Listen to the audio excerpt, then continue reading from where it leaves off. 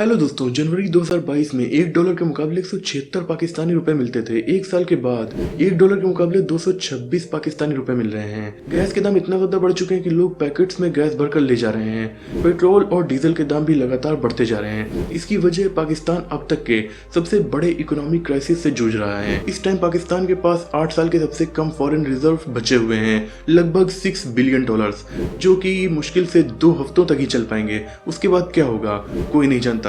तो आज की वीडियो में हम डिटेल में पाकिस्तान की इकोनॉमिक क्राइसिस को समझने वाले हैं। सिचुएशन दोस्तों, हर देश इस टाइम ऑयल एंड गैस पर काफी ज्यादा डिपेंड है। उसे खरीदने के लिए फॉरेन रिजर्व यानी विदेशी मुद्रा भंडार काफी ज्यादा जरूरी होता है और इसी ऑयल गैस की कमी से देश में ट्रांसपोर्ट की भी दिक्कत आने लगती है, जिससे लगभग हर चीज महंगी होने लगती है। यही इस टाइम पाकिस्तान में हो रहा है।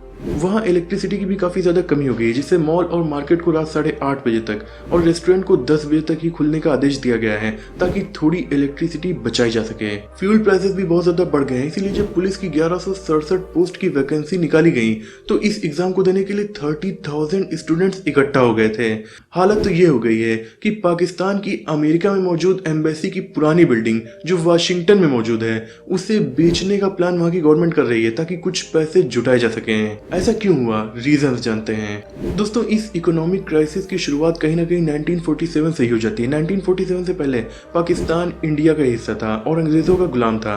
1947 में जब इसे आज़ादी मिली तो इस देश की पॉलिटिकल सिचुएशन कभी भी स्टेबल नहीं हो पाई। पाकिस्तान को लगातार नए नए प्राइम मिनिस्टर्स तो मिलते रहे, लेकिन किसी भी प्राइम मिनिस्टर का आज तक पाकिस्तान में 5 साल का कार्यकाल ही नहीं पूरा हो पाया है। या तो वहाँ की मिलिट्री ने तख्ता पलट करके उसे हटा दिया और या फिर उसे मार ही दिया गया। जैसे कि 1951 में पाकिस्तान के पहले प्राइम मिनिस्टर लियाकत अली खान को रावलपिंडी में असैसिनेट कर दिया गया था और पिछले साल पाकिस्तान के प्राइम मिनिस्टर इमरान खान को भी अपोजिशन पार्टीज ने एकजुट होकर नो कॉन्फिडेंस मोशन के साथ हटा दिया था। जब गवर्नमेंट स्टेबल नहीं हो पाएगी या प्राइम मिनिस्टर की कुर्सी खतरे में पड़ जाएगी तो फिर वो देश के लिए पहले सोचेगा या अपनी कुर्सी के लिए सोचेगा। ऑफ कोर्स वो अपनी कुर्सी को बचाने की पूरी कोशिश करेगा। दूसरी वजह, वहां के प्राइम मिनिस्टर्स करप्ट भी गुजरे हैं। ये तो हिस्टोरिकल रीजन था।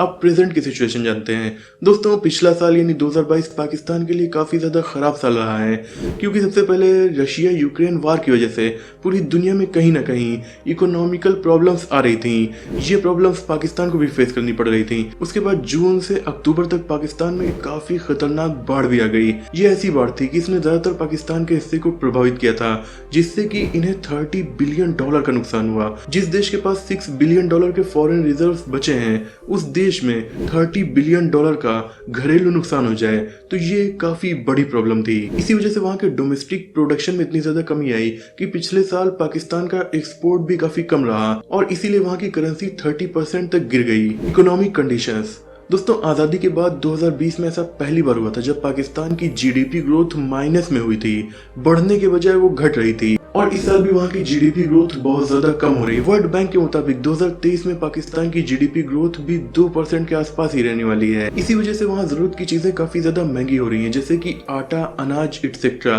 1-2 साल से तो पाकिस्तान इकोनॉमिक क्राइसिस से जूझ रहा था, लेकिन अब इसी इकोनॉमिक क्राइसिस की वजह से वो फूड क्राइसिस से भी जूझने लगा है। सब्जियां, फल, अनाज और बाकी की खाने की चीजें भी इतनी ज्यादा महंगी हो रही हैं कि लोगों को उन्हें खरीदने में भी प्रॉब्लम आ रही है। नवंबर 2022 में पाकिस्तान में महंगाई दर 22% हो गई थी, जिससे वहां घरेलू चीजों के दाम काफी ज्यादा बढ़ गए थे। वैसे पाकिस्तान में इकोनॉमिक प्रॉब्लम्स काफी दिनों से चल रही हैं। 1990s के बाद से पाकिस्तान की एवरेज जीडीपी ग्रोथ 4% के आसपास ही रही है, जबकि इंडिया की 6.1% और साउथ एशिया की 5.9% रही है। खुद को इकोनॉमिक क्राइसिस से बचाने के लिए पाकिस्तान 23 बार IMF से मदद ले चुका है। Now what's next?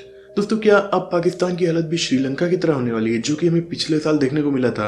श्रीलंका की कंडीशन बहुत ज्यादा खराब हो गई थी। कुछ कहा नहीं जा सकता। पाकिस्तान की मदद के लिए हर बार चाइना आ गया जाता था, लेकिन इस बार चाइना खुद भी काफी सारी प्रॉब्लम्स में घिरा हुआ है। कोरोना के केस वहां पर इतने ज्यादा बढ़ गए कि बार बार वहां पर लॉकडाउन लगाया जा रहा है, जिसकी वजह से चाइना में भी इकोनॉमिक प्रॉब्लम्स आ रही हैं। तो चाइना के बाद पाकिस्तान के पास एक रास्ता बचता है IMF से मदद लेने का, और दूसरा मिडिल ईस्ट यानी सऊदी अरेबिया और UAE से मदद लेने का। और ऐसा ही पाकिस्तान करने की कोशिश कर रहा है। वो IMF से भी मदद की गुहार लगा रहा है और पाकिस्तान के नए नए आर्मी चीफ 1 महीने के अंदर ही सऊदी अरब के दौरे पर गए थे उसके बाद ही सऊदी अरेबिया ने पाकिस्तान में $10 बिलियन का इन्वेस्टमेंट करने का ऐलान किया है।